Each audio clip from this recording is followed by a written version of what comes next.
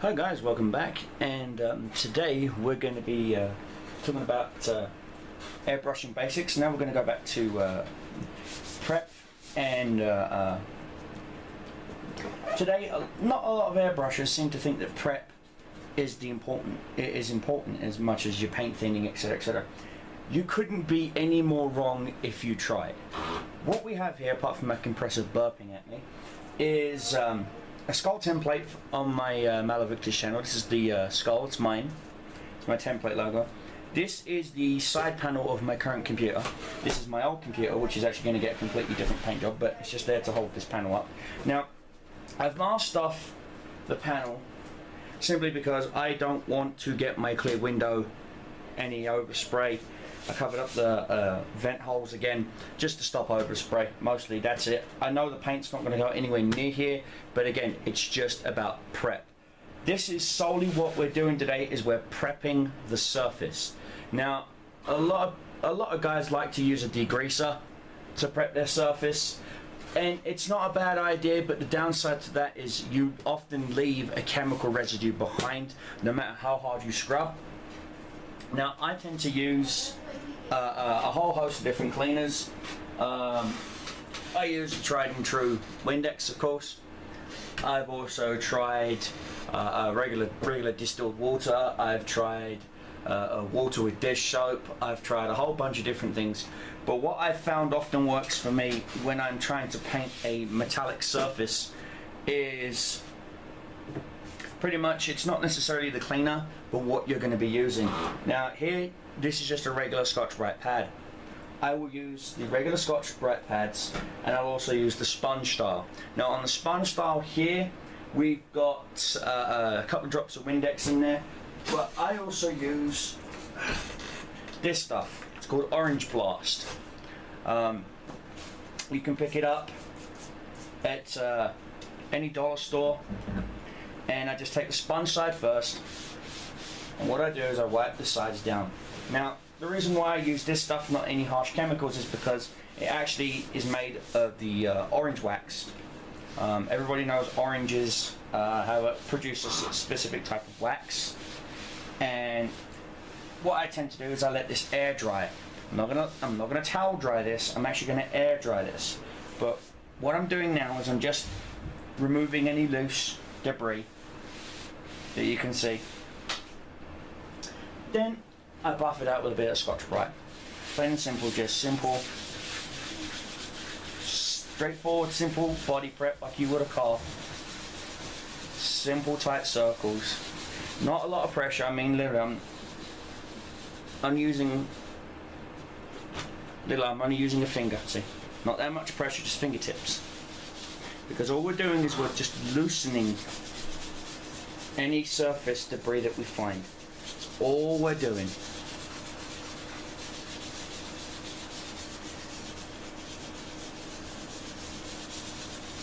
Now, I don't have to do this entire body panel, but I will if it's for a car, for example, and I'm trying to paint match. Right there, there's a bit of stubbornness in there. And pretty much that's it. As you can see, I've just let it naturally air dry. No heat lamps, no forced induction, no fans blowing in the background or anything like that. Just my compressor farting at me. And what you're going to see is you're going to start seeing the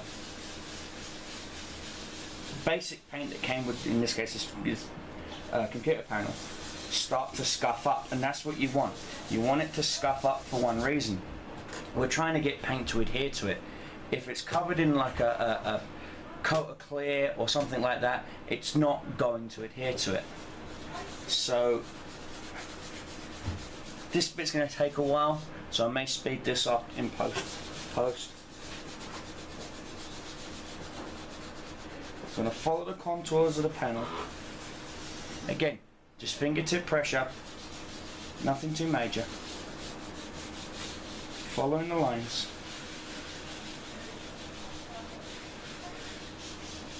You always want to go with your fingers, because your fingers is what tells you if there's any surface issues. Your eyes may see a line, but if your fingers can't feel it, it's not there. It's an illusion in the paint. Okay, we've got a bit of a bump over here. Okay, now it's gone. See? Now, we're going to give it one quick wipe with a sponge, pick up any loose paint we left behind.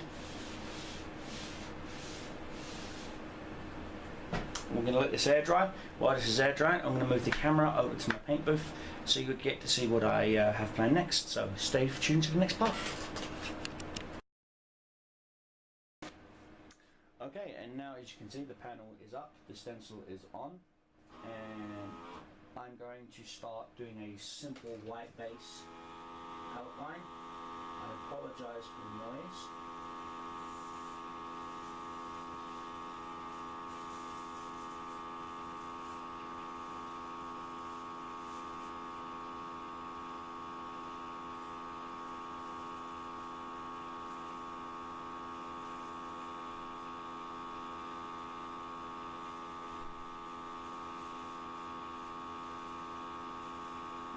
Get the base of our skull here.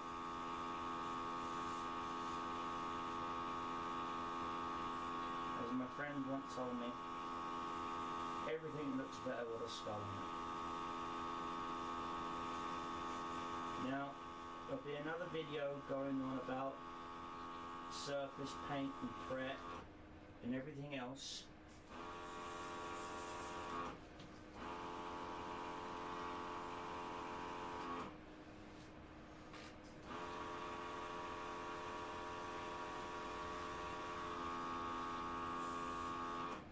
So don't worry about that. We'll be explaining that in another video.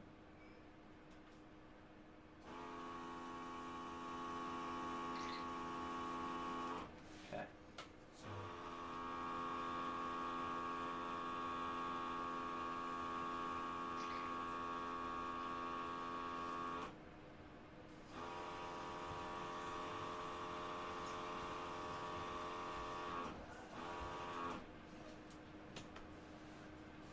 And of course, I seem to have misplaced my dump cup. Typical. And all the dump cup is a place where you just pour your excess paint. I'm cleaning out my gun quickly.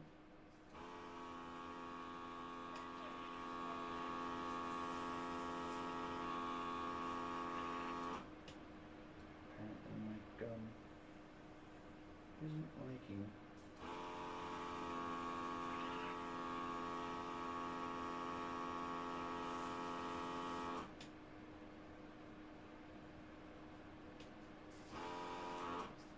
Let me just sort out this technical issue. I'll be right back, mate. Turned out I just had a clogged needle, so I'm just gonna feather this a little bit, give us the effect that we want.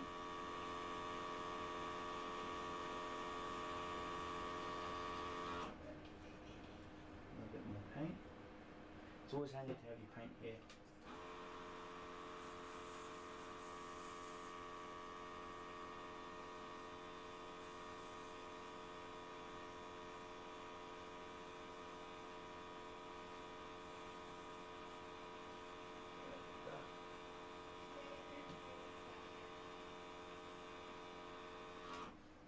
And that's the template outline done. Now we're going to let this dry. So, and because I'm using acrylic based airbrush, acrylic based paint, it should dry relatively quick. And when I mean relatively quick, I usually mean in the next maybe 30 seconds to a minute.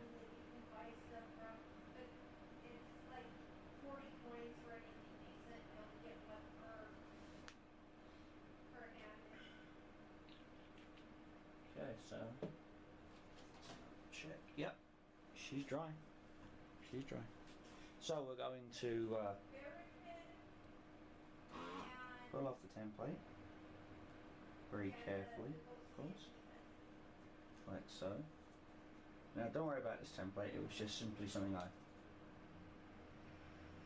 printed off on my computer, so I'm not worried about it. So we're going to pick up our blue tack. Now I could have used double-sided tape, but I didn't want to. And now I'm actually going to hit this with a candy, homemade candy I might add, because my wife is partial to the colour purple. So I'm going to run some cleaner through my brush with it.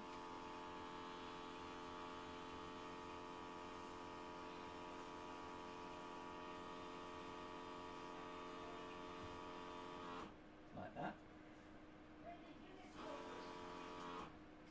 And of course, here is our purple candy. So we're going to put this back up. Again, this is just a base guide on how surface prep can make your painting, your airbrushing, whatever you're doing, whatever your application is, actually work a lot better for you. Now, I actually mix my own airbrush paints. Okay. So, we're just going to go in and fan it very gently.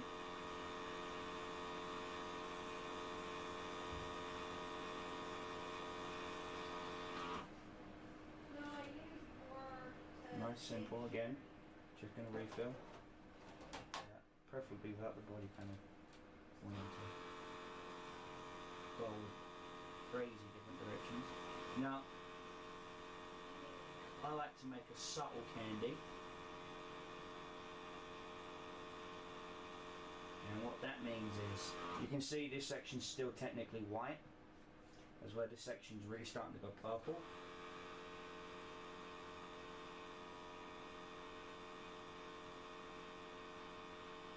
Reason being is that's how I actually do my candies. I do my candies very subtle. They're not a strong candy like you would in the automotive aspect.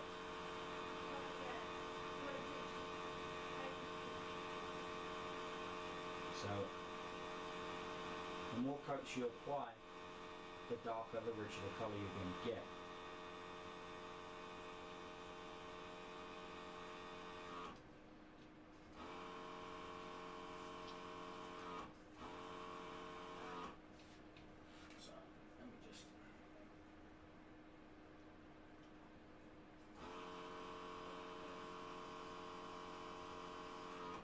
Go. Just gonna, again, just simple light feathering. Nothing too drastic.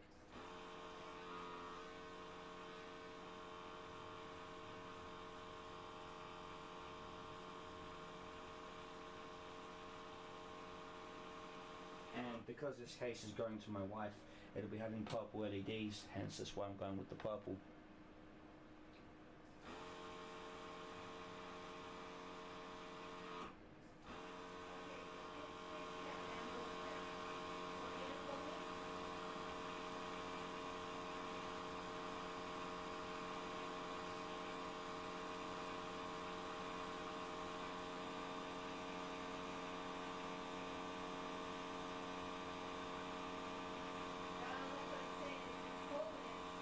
And you can really start to see how the candy builds up.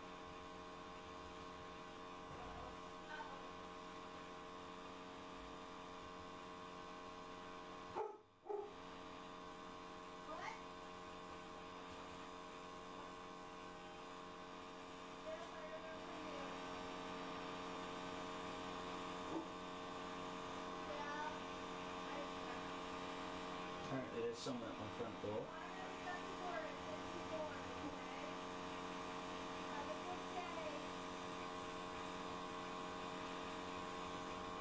And so you're really starting to see it pop now. And again, all of my paints I've used. You can get at your Walmart, Family Dollar Center, that's all they are.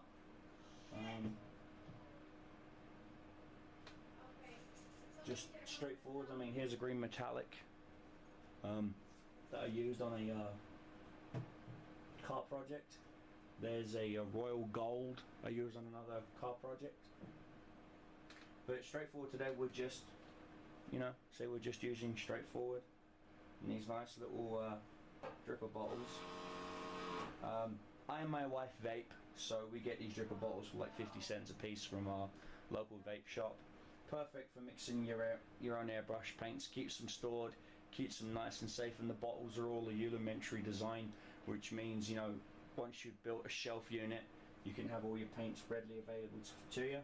So I'm going to add a little bit more dark purple in these places, and don't forget, guys, you know, I'm not the world's best airbrush artist. I'm just following a simple template for the wife who wants a custom looking computer case. She's got some other icons she wants me to print off, and this is just the base. We're going to be adding some more things here and there. I'm also going to be talking to my local vinyl edge company, and they're going to be making my my skull emblem here into a spray paintable template for me in various sizes, so I can finish off the design. But as you can see, I mean, you know, it's a very subtle candy. I mean, this is it directly straight on the white, and you're having a hard time spotting it first come out. So, you know, my airbrush is set to about 22 to 21 psi. Not that hard, not that harsh. And as you can see, we're just slowly feathering it in. That's all, just slowly feathering. And this is that body panel you saw me working in the first part. And so pretty much that's it, guys. This is where I'm going to leave this part of the video, and I'm going to hope you enjoy the next part of the video series where I get to explain to you paint thickness to what's known as a solubility test. The solubility is how soft or how transparent your paint is, and well, pretty much that's what I've got planned, guys. I hope you enjoyed it. I hope you enjoyed this video. If you did, please give me a thumbs up. Buttons down there. Don't forget to hit that subscribe button. Again, buttons down there. My name is Danny Malavictus Monahan, and welcome to my channel, Malavictus Inc. So take care, and I'll see you on the far side. Peace.